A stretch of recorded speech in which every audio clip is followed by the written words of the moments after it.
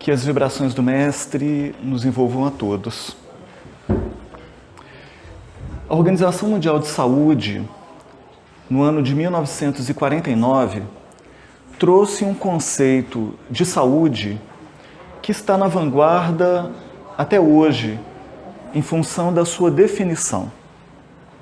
Ao dizer que saúde não é meramente a ausência de doenças, mas um estado de bem-estar físico, social, psíquico. A Organização Mundial de Saúde, com isso, então, desmistificou a questão de que o fato do corpo físico não estar adoecido não implica na pessoa ser sã, saudável. O Espiritismo, dentro desta vertente, ainda ampliou essa visão, inserindo dentro deste conceito a visão espiritual. Então, um bem-estar também espiritual, já que o Espiritismo fala das psicopatologias espirituais, como no caso das obsessões. Entender, então, sobre saúde, sobre doença, tem a ver com a compreensão dos mecanismos das leis divinas. Entender a respeito da lei de causa e efeito, de ação e reação.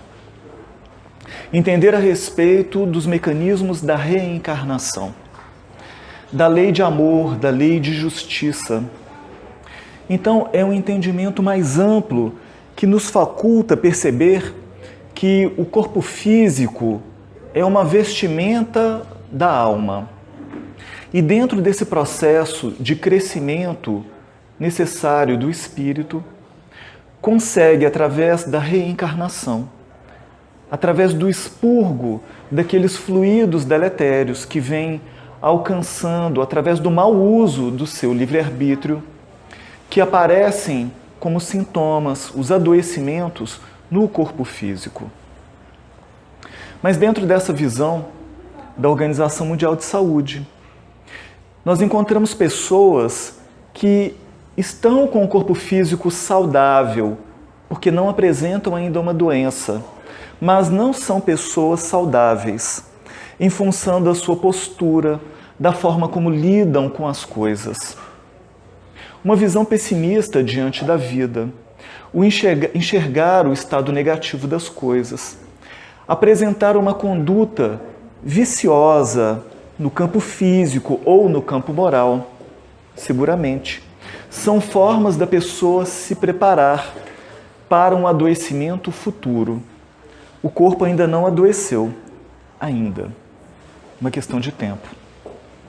Mas também, por outro lado, nós podemos encontrar pessoas que o corpo físico está adoecido. Mas são pessoas que trazem uma postura mental, moral, espiritual, saudável, pela forma como são capazes de lidarem com as questões que elas passam. Então, são pessoas saudáveis, apesar do corpo físico delas estar adoecido. Porque a doença é, antes de mais nada, um adoecimento da própria alma.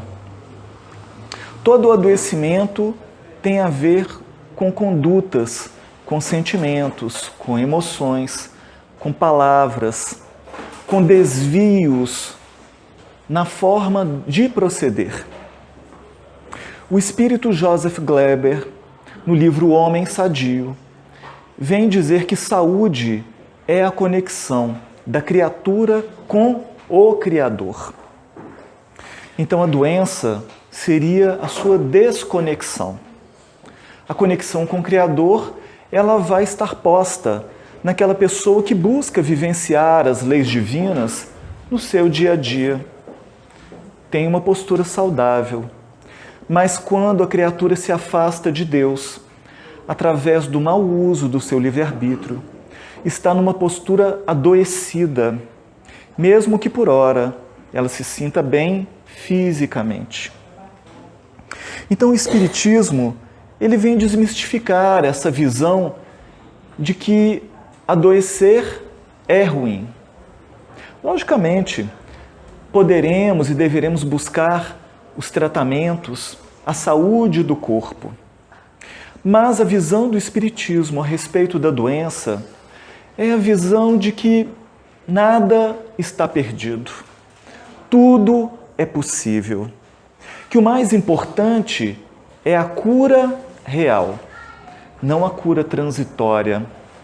Porque existem inúmeras pessoas que fazem tratamentos, curam-se de uma coisa para logo em seguida adoecerem de outra. Porque não fizeram a cura real. Elas mudam de sintomas, simplesmente. O Espiritismo vem nos dizer que a cura real é a cura da alma, é a cura do ser espiritual que nós somos. Então, das 26 curas que nós encontramos no Evangelho, que nós podemos entender assim que foi apenas um pequeno relato das curas que Jesus realizou, porque seguramente as curas que ele realizou somam-se mais de milhares, porque o próprio apóstolo João, no seu Evangelho, disse que se tudo aquilo que Jesus fez pudesse constar nos livros, nem todos os livros da terra seriam capazes de dizer os feitos inigualáveis do Cristo. As curas de Jesus, que foram do corpo, mas o foco principal era a alma. Era o ser que vestia aquela carne. Porque todos aqueles que Jesus curou, ou mesmo ressuscitou, todos pereceram, todos morreram. Alguns voltaram a adoecer, por causa da postura que mantiveram. Porque das curas que Jesus fez, ele dividiu-as em dois tipos: a cura real e uma cura transitória, possivelmente transitória. E isso estava manifestado na forma como Jesus lidava com cada doente, de modo único, particular. Porque as causas do adoecimento de cada um são particulares.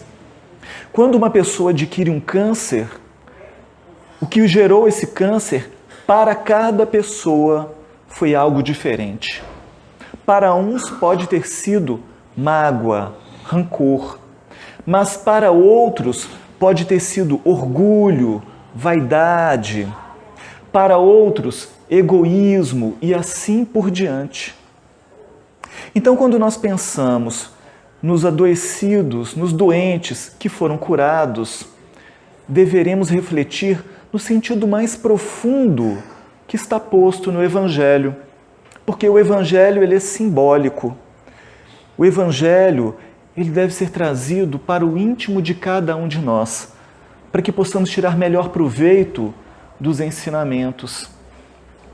Então, quando Jesus curou os paralíticos, nós encontramos pessoas cuja coluna vertebral está preservada das suas funções, mas são paralíticos da alma. E será que nós também não somos? Porque o paralítico é aquele que não consegue andar, que não se move. Quantas vezes nós nos colocamos por uma postura comodista ou egoísta, numa posição de conforto maior, onde poderíamos agir, atuar. Então estamos paralisados em função de vícios morais que ainda são mantidos dentro de nós. O cego não é somente aquele que não enxerga com os olhos físicos, mas nós também poderemos trazer uma cegueira espiritual. Quantas vezes estamos com alguém ao nosso lado sem que a gente consiga enxergar a real necessidade desta pessoa, sem ter um pingo de empatia que seja quanto às nossas atitudes ou quantas necessidades desta criatura. Então somos cegos.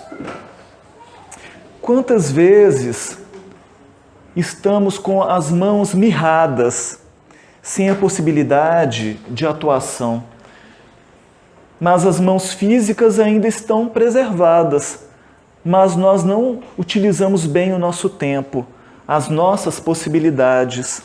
Então somos deficientes físicos e espirituais, porque temos recursos, mas não os utilizamos. E assim por diante. Os mudos que Jesus curou. Nós temos às vezes o recurso da fala, mas quantas vezes utilizamos mal o poder de falar, destruindo ao invés de construir, fazendo intrigas, fofocas, maldizendo ao invés de usar a palavra para a construção do bem e de novas realidades. Então, entender as curas de Jesus é entender, no sentido mais amplo, processos que podem estar acontecendo agora mesmo, dentro de cada um de nós. Então, quando Jesus curava, e para alguns antes, ele perguntava: mas o que queres que eu faça? Essa pergunta é fundamental, é uma pergunta de reflexão, é uma pergunta profunda, porque faz com que a pessoa venha a buscar escutar dentro de si aonde ela está pondo o seu desejo, a sua vontade, o seu querer. O que queres que eu faça? Pode parecer óbvio para a gente, porque quando Jesus perguntou isso daí para o cego, Bartimeu, ele era cego. E no nosso ponto de vista, seria óbvio que ele responderia: ora, que eu volte a enxergar, porque foi o que ele respondeu, que eu tenha vista, que eu veja. Mas quem disse que todos os doentes querem se curar? Porque muitas vezes as pessoas doentes sequer reconhecem que estão doentes. As doenças do corpo são mais evidentes, mas e as doenças da alma? E as doenças do caráter, da personalidade? Quantas vezes a criatura ignora esses traços negativos porque num primeiro momento ela considera como sendo uma grande vantagem em relação aos outros? Então, quem disse que o querer está sempre na cura? Então, essa pergunta é a pergunta para saber o ponto em que a criatura se encontra. Se há uma distonia, será que já existe um movimento interior para esta recomposição? Então, quando Jesus perguntava, ele queria saber como a criatura estava, em que ponto ela se encontrava. Mas havia outras situações que Jesus sequer precisava perguntar, porque ele já sabia do como a pessoa estava. Então ele ia e curava. Mas após as curas, algumas vezes ele saía. Outras vezes ele dizia: a tua fé te salvou. A tua fé te salvou. Então ele fala coisas importantes e interessantes, porque ele transfere a responsabilidade da cura para a pessoa, para cada um. Ele não dizia: eu te curei. Ele dizia: a tua fé te curou. A tua fé te salvou. Então olha que interessante. A fé ligada à saúde. No Evangelho segundo o Espiritismo, naquele capítulo A fé remove montanhas, tem um tópico que foi trazido por um espírito protetor, é assim que ele assina. Ele fala sobre a fé humana e a fé divina, onde ele diz que a fé é um sentimento inerente na criatura humana, mas que dependendo do ponto onde nós a aplicamos, nas coisas materiais ou nas realizações e conquistas espirituais, ela é humana ou espiritual. Então a fé humana é aquela fé, a fé tem a ver com saber o destino, acreditar aonde se pode chegar, acreditar o que se pode fazer. Isso é fé, é saber da destinação. Então, se você acredita que pode realizar um trabalho, você tem fé de que você vai dar conta. Então você vai e faz. Fé humana. Agora, a fé divina é aquela fé que nos permite a conquista de valores superiores da alma, aqueles valores imperecíveis que ficam registrados no nosso ser de modo luminoso, de modo saudável. Então, a fé tem a ver com o direcionamento. E não importa se ela foi aplicada no material ou no espiritual, dependendo da necessidade do momento. De qualquer forma, são treinos que realizamos para conquistas mais amplas no porvir. A tua fé te salvou. Agora, haviam outros momentos, essa é a cura real. Essa pessoa já estava curada, porque ela já realizou em si as transformações interiores que eram precisas, que eram necessárias. Mas haviam outros casos de cura que Jesus dizia: vai e não peques mais, para que não te suceda algo ainda pior. Essa cura, ela estava feita, mas era uma cura transitória no sentido de que aquela pessoa estava recebendo um crédito de saúde. Ela ainda não resolveu a transformação interior completa. Ela estava recebendo um bônus para que com essa saúde ela pudesse ter uma postura diferente na vida. Mas se retomasse a conduta anterior que levou ao adoecimento, ela tornaria a adoecer. Então, quando Jesus curou os 10 leprosos, um voltou para agradecer.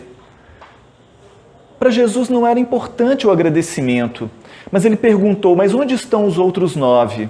Ou seja, 9 estavam, de alguma forma, retomando ao homem velho, a sua vida antiga, as mesmas condutas de antes, não buscaram o vínculo com algo superior, simbolizado no Cristo. Então, o Evangelho, nas curas, nós podemos ter esse entendimento mais amplo a respeito de nós mesmos. A cura real e a cura transitória. Porque às vezes na vida, as pessoas buscam tratamentos e curas que nem sempre acontecem de conformidade com aquilo que a pessoa gostaria. Escapa a cura do corpo e a pessoa se frustra, muitas vezes se revolta contra Deus, se revolta contra a vida. Mas vamos lembrar, nós somos filhos de Deus, nós também somos divinos. Nós temos uma destinação que todos os seres têm, que é de nos tornarmos puros, de nos tornarmos perfeitos, de vivenciarmos uma felicidade plena dentro de nós. Porque o que Jesus veio foi pregar, foi falar, foi nos ensinar o caminho para o reino de Deus, que não tem aparência exterior, porque é uma conquista íntima da transformação do modo de sentir. Às vezes, o caminho para este reino passa pelo adoecimento. E às vezes a cura está no processo de adoecimento. Diferentemente do que as pessoas acham. Porque às vezes a cura do corpo seria a manutenção do adoecimento da alma. Então, quando a pessoa, muitas vezes, tem uma postura adoecida, mas o corpo ainda não adoeceu, é porque ela está tão doente, que o corpo ainda não dá conta nem de manifestar essa doença. Quando o corpo já manifesta, já está no caminho da cura, porque já está expurgando os seus adoecimentos interiores. A cura se dá de dentro para fora. É um deslocamento do núcleo para o exterior. O corpo físico seria a nossa camada mais exterior, uma extensão mais ampla da nossa alma, que manifesta o conteúdo interior. Mas então o adoecimento do corpo é processo de cura da própria alma. Então, quantas vezes a criatura não cura o corpo, não está ruim, porque o foco, o interesse é que o ser real que nós somos, e nós somos espíritos, este fique saudável. Então, no livro Luz do Mundo, de Amélia Rodrigues, ela tem um capítulo que se chama A Cura Real. E ela fala de uma conversa em Roma de duas amigas, Miriam e Lavínia. Lavínia, uma patrícia romana, uma mulher da nobreza, muito rica. E Miriam, sua amiga, que havia sido sua serva de muitos anos atrás. E Miriam trazia em si as marcas de uma paralisia. Ela não conseguia andar. E as duas então conversando, após muito tempo sem se encontrarem. Na fala de Miriam, Lavínia identificou que ela tinha uma fala que se assemelhava à dos cristãos. E ela então resolve relatar para a amiga as suas lembranças mais íntimas. E ela conta que ela era muito jovem, adolescente, e ela era musicista. Era uma musicista talentosa, que se preparava para participar de uma competição de música. Mas na noite anterior, ela sentiu-se mal, deitou-se, e no dia seguinte, quando ela acordou, ela não conseguia mais movimentar as suas pernas. Chamou pelos familiares que foram acudi-la, tentaram ajudá-la, mas nada conseguiram. A família buscou os recursos, o tratamento que seria possível. Levaram ela a médicos, a terapeutas, a sacerdotes. Ninguém conseguiu realizar a cura de Miriam. Ela estava paralisada. Mas Miriam ouviu falar de um homem chamado Jesus, que realizava curas que pareciam impossíveis. Ouvir falar de Jesus era algo que parecia um sonho. E alguém disse, mas por que você não vai até Jesus? Quem sabe ele não pode te devolver os movimentos? E ela foi tomada de uma esperança muito grande por causa disso. Pediu aos seus irmãos que a carregaram e a levaram até a cidade de Cafarnaum, na casa de um pescador muito simples, chamado Pedro. Quando eles chegaram lá, a casa estava repleta de pessoas, dentro e fora. Conseguiram a muito custo arrumar uma cadeira onde Miriam pudesse se acomodar. E ela foi posta lá e ficou aguardando esse Jesus aparecer. Quando ela, no meio da multidão, pôde perceber aquele homem esguio, belo, de cabelos compridos, que parecia que tinha uma aura diferente, se dirigia a cada uma das pessoas que ali estavam. Realizava curas, diziam palavras consoladoras, um a um. E ela ficou aguardando o momento de ser curada por Jesus. Quando ela percebeu, Jesus estava diante dela. E ele disse, Miriam, o que queres que eu te faça? E ela então disse para ele, Senhor, que eu volte a andar, que eu tenha saúde. E Jesus então olhou por detrás de Miriam, através da janela, como se olhasse para o infinito, como se tivesse acesso a toda a história espiritual de Miriam. E ele então olha para ela e diz, pois eu te darei algo mais importante do que a tua saúde, ou do que a saúde do teu corpo. E então, Miriam ficou pensando, mas o que pode ser mais importante do que a saúde do corpo? O que Ele pode me dar que vai ser mais especial do que eu voltar a andar? E ela ficou aguardando. Mas o dia estava quente e ela então, cansada, naquele mormaço, acabou adormecendo no meio daquela multidão ainda na casa de Pedro.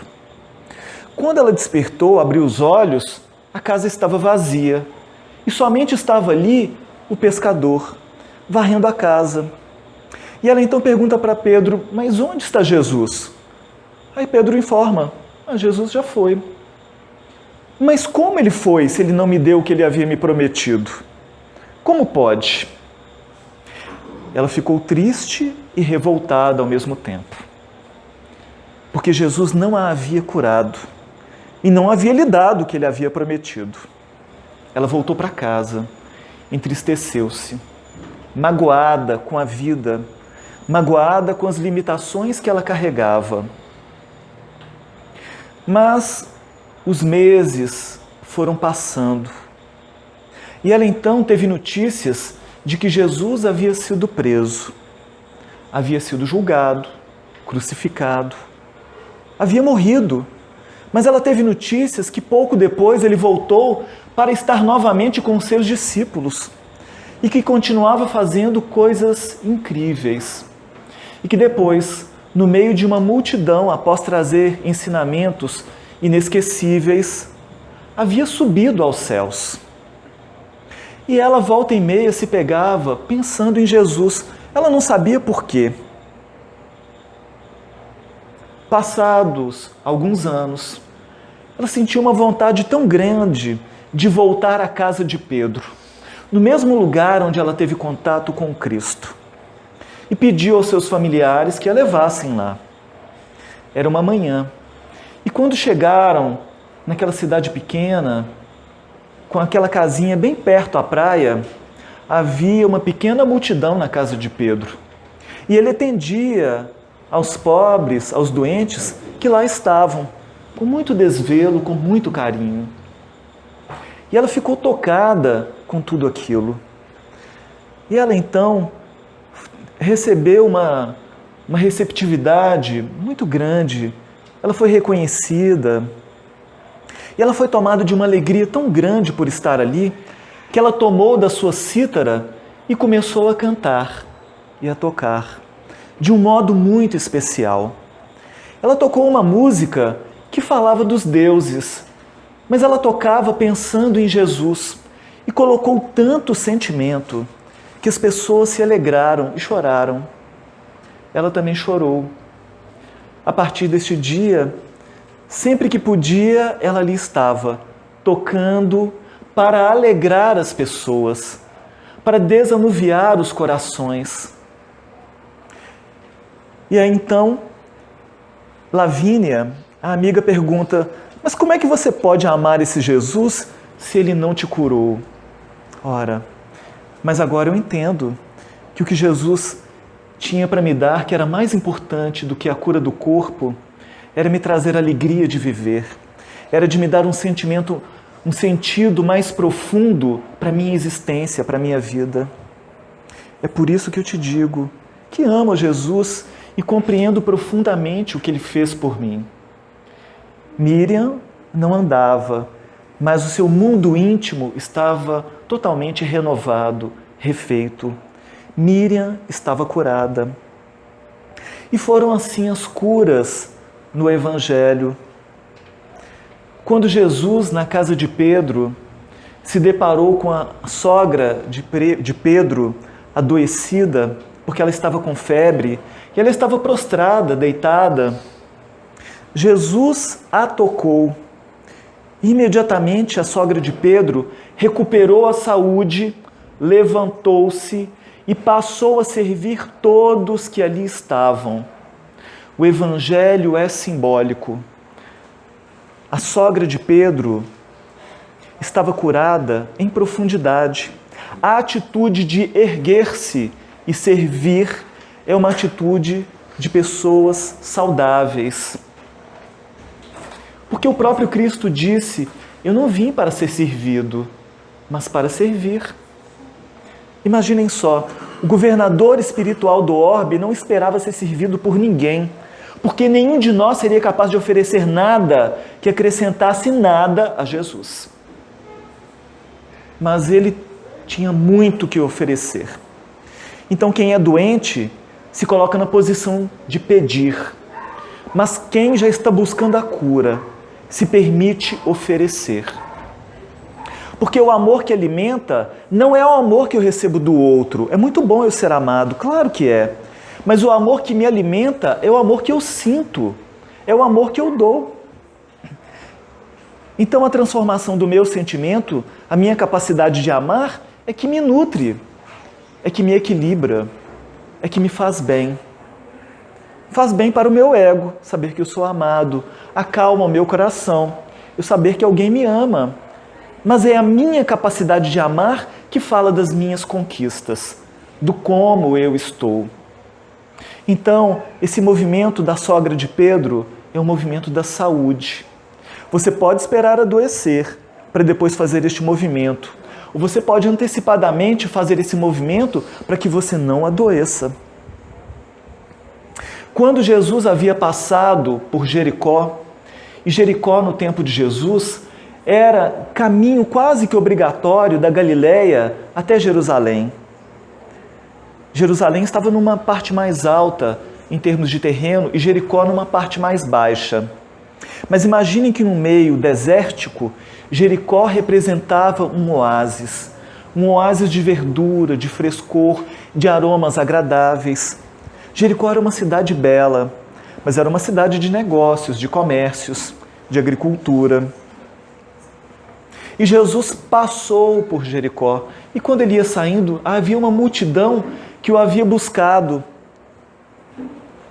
E havia um cego, muito conhecido naquela região, chamado Bartimeu, que ele estava sentado à beira do caminho. Olha o simbolismo. O caminho é um lugar de movimentação, e ele estava sentado à beira do caminho. Ou seja, ele estava numa postura que não condizia com aquilo que se deveria fazer. Porque as leis divinas estão dentro da nossa consciência. As leis divinas são o Waze interior que nós temos, que nos mostram, que nos avisam para onde deveremos ir, o que deveremos fazer. Às vezes a criatura ignora essa voz interior e segue um caminho diferente. Essa voz interior avisa, corrigindo rotas, que a gente tomasse um outro caminho para voltar à rota original. É a dor. A dor é essa voz que nos alerta que estamos no caminho equivocado. O adoecimento do corpo ou da mente são uma lembrança da vida, de que do jeito que nós estamos fazendo é um jeito que está equivocado, que deveremos nos corrigir. Então, a lei divina, ela é perfeita em tudo, porque ela nos avisa se estamos no caminho, e ela nos auxilia a retomar o caminho se nós deliberadamente saímos fora. Então, Bartimeu sabia que Jesus estava ali perto, ele não enxergava, mas ele sabia, e ele então começou a gritar: Jesus, filho de Davi, tem piedade de mim. E ele então gritava tanto que as pessoas gentis falavam: fica calado, você está incomodando. Imagina só, a pessoa queria ser atendida por Jesus e os outros, egoisticamente, mandavam ele ficar quieto. Mas Jesus escutou e pediu que alguns fossem lá buscá-lo. Jesus não foi até ele. Jesus queria que ele fizesse um movimento de se levantar e ir até onde ele estava. E aqueles foram e disseram: tem bom ânimo, porque Jesus te chama. E ele foi. E quando chegou a Jesus, Jesus fez aquela pergunta: o que queres que eu te faça? E ele disse então: que eu tenha vista, que eu veja. E ele disse: a tua fé te salvou. Ele estava curado. Então, Bartimeu fez ali fisicamente um simbolismo do movimento de mudança, porque talvez o que o deixou cego foi aquele movimento de ficar sentado à beira do caminho, de ver as possibilidades e não realizar. Isso cegou no corpo. Mas ele fez um movimento de transformação, de busca. Ele se reergueu, ele caminhou, ele se aproximou da cura e isso então favoreceu esse processo de cura. Havia uma mulher que tinha um fluxo de sangue, que era um adoecimento que persistia por 12 anos. Ela já estava adoecida no corpo, porque uma anemia profunda havia tomado. Ela havia gastado toda a sua riqueza na busca de tratamentos que todos foram improfícuos. Buscava sacerdotes, médicos, terapeutas, ninguém foi capaz de curá-la. A sua família a odiava, porque uma mulher que trazia um fluxo de sangue era uma mulher impura, não podia ser tocada, ninguém poderia encostar nela. Imaginem o sentimento de solidão desta mulher por causa da cultura da época. E as pessoas tinham muitas prevenções, mesmo os familiares a odiavam, porque imaginem o cuidado que eles tinham que ter para não encostar numa pessoa que estava impura, porque os rituais para purificação davam muito trabalho. Tocar alguém que estava morto é tocar alguém que estava impuro. Tocar alguém que estava sangrando é tocar alguém impuro. Então imaginem essa mulher, por 12 anos consecutivos, quanta dificuldade. As mulheres sabem disso. O período menstrual, às vezes, é um período de transtorno. E naquele tempo não tinham as facilidades de hoje. Imaginem 12 anos seguidos. Mas havia uma multidão ao redor de Jesus. Centenas de pessoas que o empurravam, que queriam buscar a sua presença para serem curados. E os discípulos estavam ali ao lado de Jesus. Quando Jesus fala, olhando para Pedro, alguém me tocou. Quem me tocou? E Pedro, então, diante da pergunta inusitada de Jesus, já que havia uma multidão esbarrando nele, falou assim, ora, mestre, a multidão te oprime, te aperta, o senhor vem me perguntar quem é que te tocou? Alguém me tocou, porque de mim saiu uma energia diferente, saiu uma virtude. E aquela mulher, ela escutou o que Jesus disse e ela se colocou aos pés de Jesus dizendo, fui eu, Senhor, fui eu que toquei na sua veste.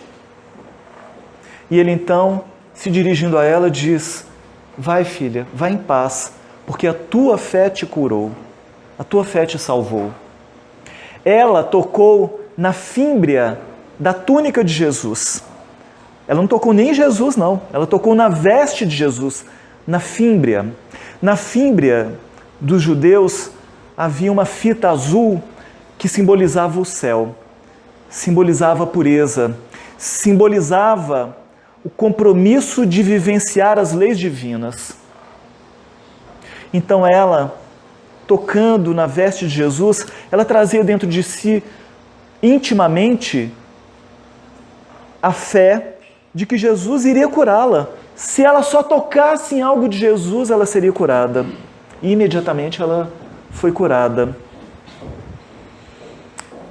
Amélia Rodrigues, ela vem dizer que essa mesma mulher é a Verônica, aquela que quando Jesus carregava a cruz no Gólgota, que ele havia tombado a despeito de toda a agressividade daquele momento, da truculência daqueles guardas e daquele movimento agressivo da multidão, ela correu até Jesus e enxugou o seu rosto num gesto de carinho, de acolhimento, enquanto todos haviam fugido.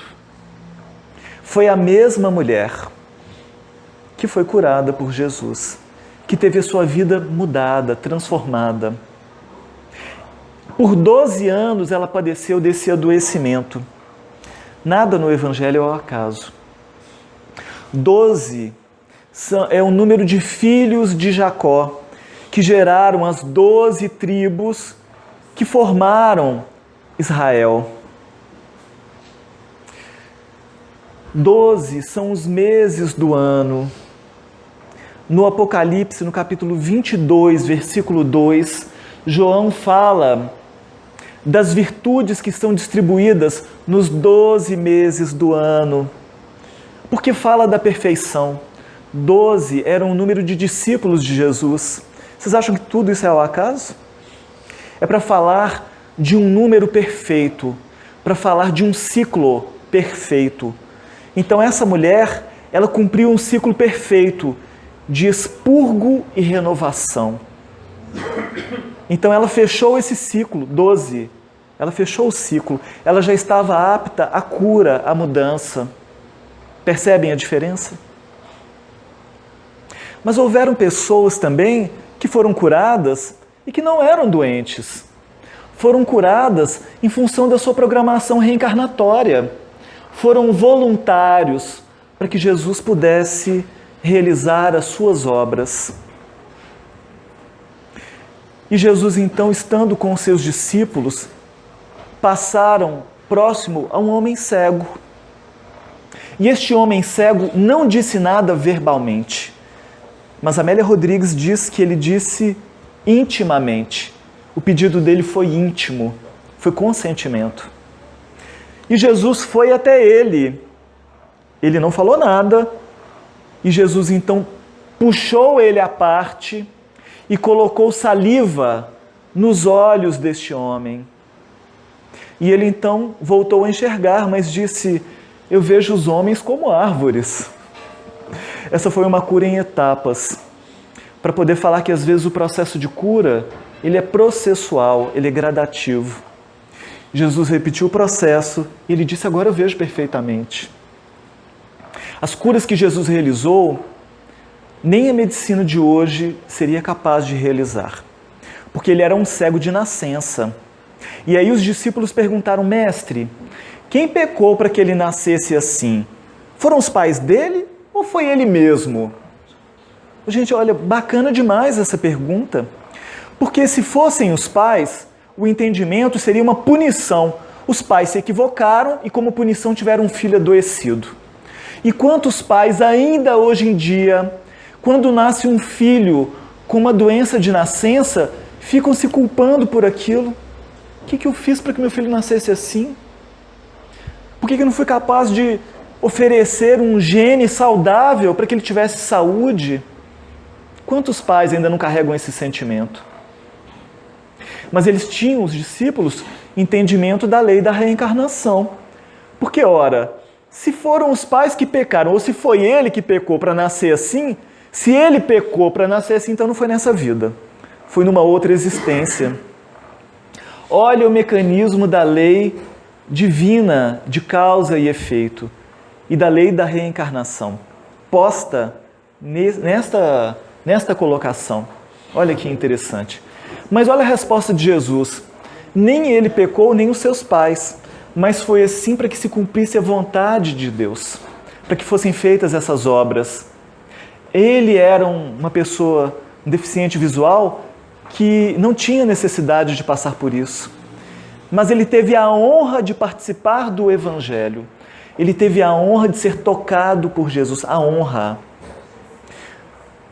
Porque muitos estiveram com Jesus e mesmo sendo tocados fisicamente, não foram tocados intimamente, porque não se transformaram.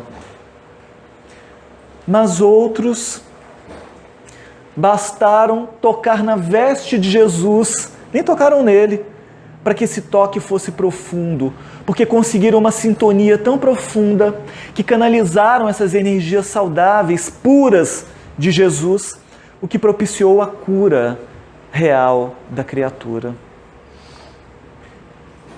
Saúde e doença são duas faces de uma mesma moeda.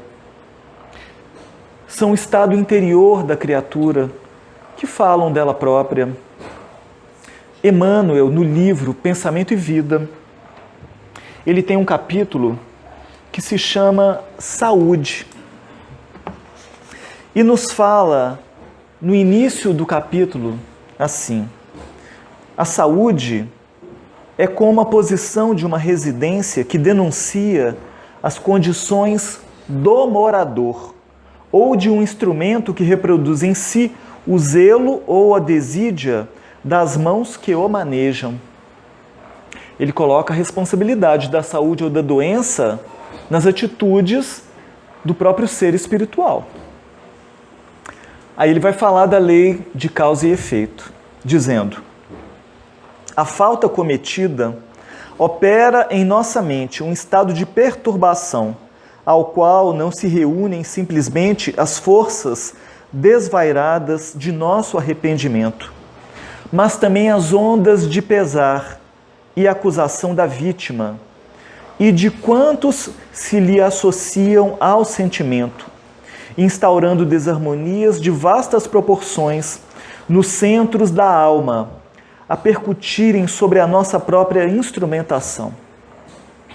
Ou seja, quando usamos mal o nosso livre-arbítrio, quando, através das nossas atitudes, lesamos o sentimento do outro, nós estamos lesando a nós próprios.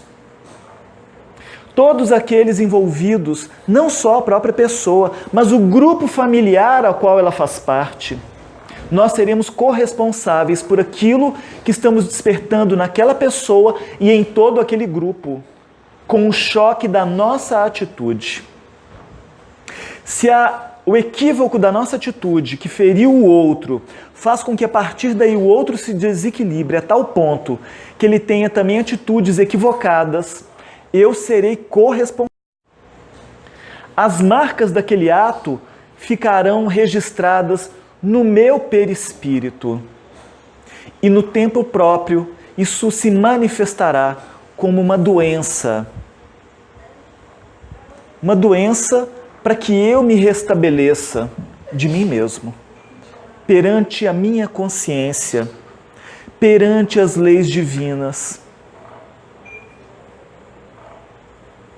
No livro Missionários da Luz, de André Luiz, André Luiz fala da reencarnação de Segismundo, que foi uma reencarnação, um processo de reencarnação difícil, porque quase não aconteceu, não fossem as intervenções dos benfeitores espirituais. Segismundo havia cometido um crime na encarnação anterior. O pai dele, na encarnação anterior, havia se consorciado com uma jovem. E ele era filho e se apaixonou, e ela também se apaixonou por ele. E o que eles buscaram fazer para solucionar o problema? Mataram o pai. Viveram infelizes o resto da reencarnação. Chegaram pessimamente mal no plano espiritual. Foi feita uma nova programação reencarnatória. Mas o ato de Segismundo deixou marcas no seu perispírito. E dentro da sua programação reencarnatória, quando ele tivesse por volta dos 40 anos de idade, apareceria um problema no seu coração, na sua válvula, numa das válvulas do coração, como registro das atitudes equivocadas do passado. Olha que interessante. Ele não nasceria com problema orgânico. Esse problema apareceria dentro de uma programação aos 40 anos. Está ruim? Está maravilhoso. Ele teve 40 anos de saúde para agir no bem, para se transformar. Então, esse adoecimento o auxiliaria a se reconciliar com a própria consciência. O adoecimento também é caminho para a cura. Vamos buscar a saúde, vamos buscar os tratamentos, mas vamos lembrar que a cura real é a transformação interior. Vai e não peques mais. Pecado é agir fora das leis divinas. Mas segundo o teólogo Jean-Yves Leloup, o pecado significa desvio de rota, erro de alvo. Então significa que você está fora do caminho, você se desviou da rota. Retome o caminho da saúde, que é o caminho das leis divinas, que é aquele caminho que fala dentro de você de bem-estar, de conforto, de tranquilidade. Quem erra não tem paz. Quem se equivoca perante a consciência não tem tranquilidade. Saúde é estado interior, íntimo, primeiro da alma, para depois refletir no corpo. Muita paz para todos, fiquem com Deus, até a próxima vez.